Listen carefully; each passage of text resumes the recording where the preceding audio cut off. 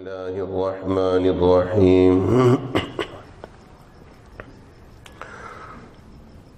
سورت کا سیرت پہ اثر ہوتا ہے، سورت کا سیرت پہ اثر ہوتا ہے، ظاہر کا باطن پہ اثر ہوتا ہے۔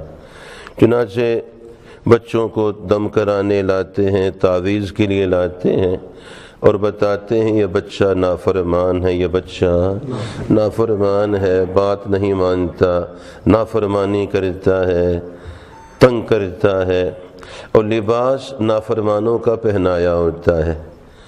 بچے کو پینٹ پہنائی ہوتی ہے تو پھر ہم ان سے عرض کرتے ہیں لباس نافرمانوں کا ہو،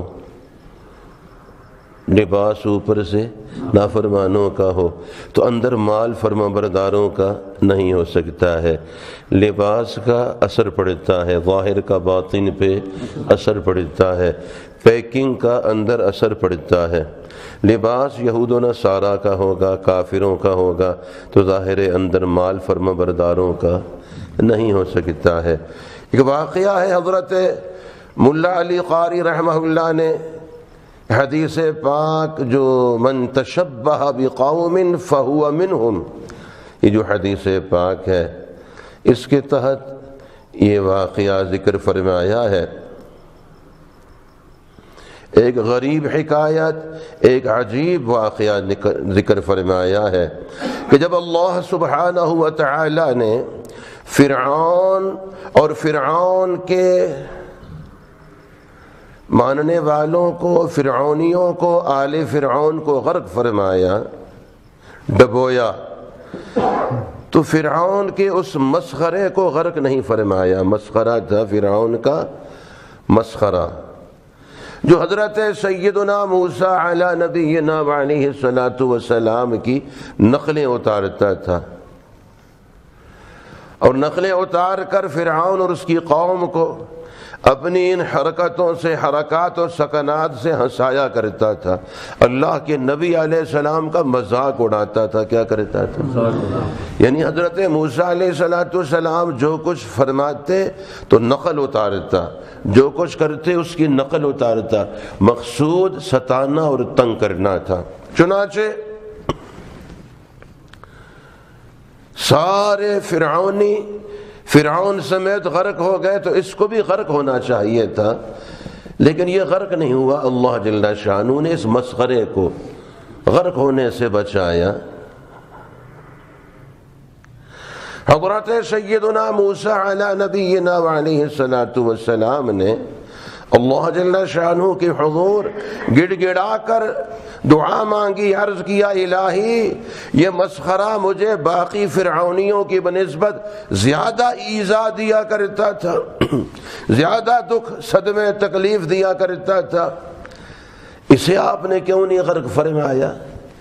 یہ بھی تو انہی میں سے ہے بلکہ زیادہ ستانے والا ہے۔ تو اللہ جل شانہ نے فرمایا ہم نے اسے اس لیے غرق نہیں کیا کہ یہ اگرچہ آپ کو ستاتا تھا، دکھ دیتا تھا، آپ کی نقلیں اتارتا تھا، آپ جیسا لباس پہنتا، جیسے موسیٰ علیہ السلام پہنتے ایسا لباس پہنتا، اور آپ جیسے افعال، آپ جیسے اقوال اختیار کرتا، تو والحبیب لا يعذب من کان علی صورت الحبیب، اب آپ میرے محبوب پیغمبر ہیں، اور بے شک مذاق میں ہی کرتا تھا مگر یہ آپ جیسا لباس پہنتا تھا، تو جو میرے نبی جیسا لباس پہنے تو مجھے اچھا نہیں لگا کہ میں اس کو عذاب دوں کہ اس کا ظاہر تو میرے نبی جیسا ہے، ظاہر تو لباس تو میرے نبی جیسا ہے، تو صورت کا سیرت پہ اثر پڑتا ہے۔ ایک واقعہ بڑا مشہور ہے، حضرت امام دار الہجرہ امام مالک رحمہ اللہ بھی چھوٹے سے ہیں، بچے ہیں ابھی، والدہ صاحبہ نے پرورش فرمائی، ان کی تربیت فرمائی، اور والدہ کی گود پہلا مدرسہ ہوتا ہے۔ اب انہوں نے جب عمر اس قابل ہوئی کہ مسجد نبوی شریف میں بھیجا کریں پڑھنے کے لیے، پہلے گھر میں پڑھاتے ہیں، والدہ والد صاحب سکھاتے ہیں، تربیت فرماتے ہیں، اور جب تھوڑی استعداد پیدا ہوتی ہے، کچھ اپنے کو سنبھالنے کی ترتیب، تو پھر آگے بھیجتے ہیں۔ حضرت امام ربیعۃ الرائے رحمہ اللہ کی خدمت میں مسجد نبوی شریف میں داخلے کا ارادہ فرمایا تو فرماتے ہیں پہلے مجھے غسل کرایا والدہ صاحبہ نے، چھوٹا سا ہوں، اور پھر مجھے کرتا لباس مسنون پہنایا، امامہ شریف بندھوایا، پھر سجادہ مصلی بچھایا، خود بھی نفل پڑھے مجھے بھی نفل پڑھائے، اور دعا مانگی، یا اللہ اپنے بیٹے کے ظاہر کو میں نے بنایا ہے، ظاہر کو یعنی ظاہر جو میرے بس میں لباس اور ظاہری اعتبار سے اللہ کے نبی علیہ الصلوۃ والسلام کی پاک نسبتوں سے سجانا، یہ تو میرے بس میں تھا، تو یا اللہ جل شانہ اپنے بیٹے کے ظاہر کو میں نے بنا دیا، اس کے باطن کو، اس کے اندر کو تو بنا دے۔ تو چنانچہ آپ نے دیکھا پھر حضرت امام مالک رحمہ اللہ کو اللہ نے کیسا بنایا۔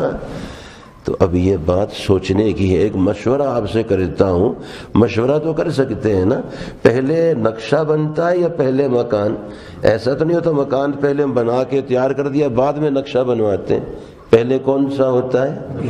پہلے نقشہ ہوتا ہے بعد میں مکان ہوتا ہے۔ تو پہلے نقشہ اپنے نبی علیہ السلام جیسا بنانا ہے، پھر اندر تعمیر میرے رب اپنے نبی علیہ السلام کی محبت اور عشق کی تعمیر بھی فرما دیں گے۔ پہلے بچہ بنتا ہے یا روح ڈلتی ہے ماں کے پیٹ میں؟ پہلے جسم بنتا ہے بچے کا یا پہلے روح ڈل جاتی ہے؟ پہلے جسم بنتا ہے پھر روح ڈلتی ہے۔ اس طرح ہم اپنا ظاہری جسم ڈھانچہ سنت کے مطابق بنائیں گے، اللہ تعالیٰ اپنے نبی علیہ السلام کی محبت کی روح بھی بیچ میں ڈال دیں گے۔ یہ واقعہ ہے، حقیقت ہے۔ اب یہ سنیے ذرا، انہوں نے اپنے بیٹے کے ظاہر کو بنایا، لباس ظاہری چیزیں پاکیزہ، اور دعا مانگی، اپنے بیٹے کے ظاہر کو میں نے بنایا، اس کے باطن کو تو بنا دے۔ اور ہم کیا کرتے ہیں گلے میں؟ اچھا یہ بتائیے ذرا، یہ جو گلے میں رسی ہوتی ہے انسان کے گلے میں ڈالتے ہیں جانور کے؟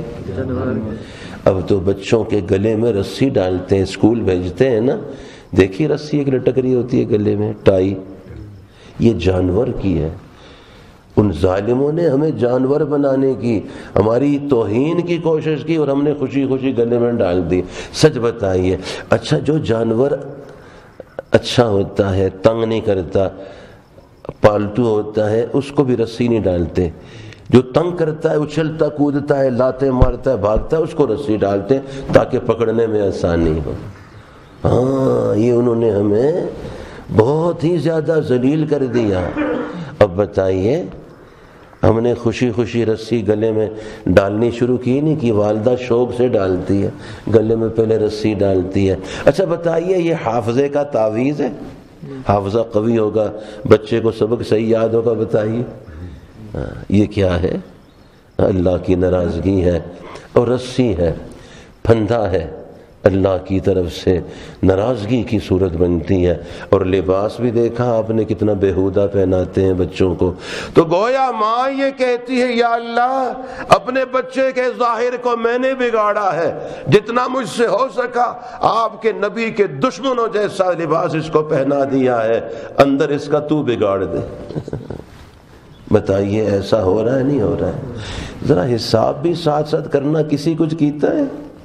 ذرا حساب کرو، کسی کچھ کیتا ہے یا خود ہی کیتا ہے؟ حساب تو کرو نا، حساب میں تو شک نہیں ہے، ذرا حساب کرو کسی کچھ کیتا ہے یا اپے کیتا ہے، خود ہی کیتا ہے؟ کیتا ہے، اتنی بات صحیح ہے، حساب بھی کرو ٹھیک ہے، کسی کچھ کیتا ہے یہ بھی ٹھیک ہے، مگر فوراً ہی اس کو گرفت بھی کرنا ہے تاکہ ادھر ادھر نہ چلی جائے بات۔ کسی کچھ کیتا یہ بھی ٹھیک ہے، مگر کس کیتا؟ خود کیتا ہے۔ بڑا اثر پڑتا ہے اس کا۔